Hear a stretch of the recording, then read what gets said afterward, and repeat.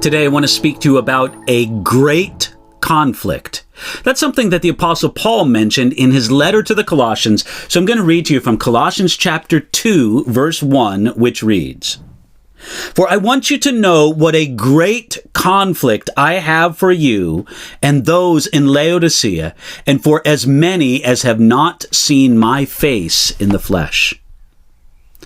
Paul wrote to the Christians in the city of Colossae and the nearby city of Laodicea. And we normally call that letter Colossians. Here in the second chapter of that letter, Paul wanted his readers to know that he had a great conflict for them.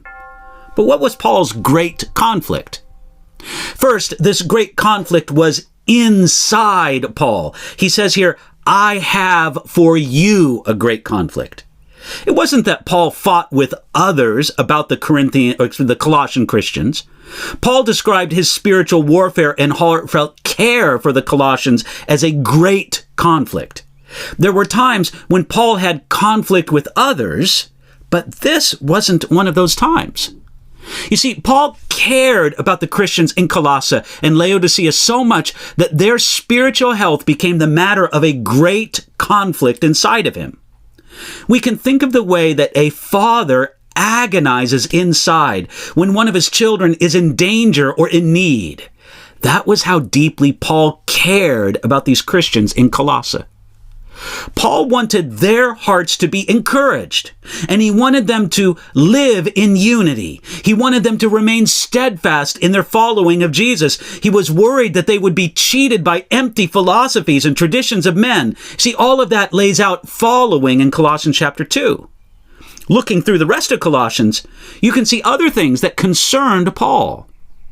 What was amazing about this was that Paul had this great conflict without having ever previously met the Christians in Colossae and Laodicea. He called them those who have not seen my face in the flesh. You see, Paul's love and concern could go further than the people just in his immediate presence. As an apostle and pastor, he cared about the spiritual well-being of people that he had yet to meet. Here's a question.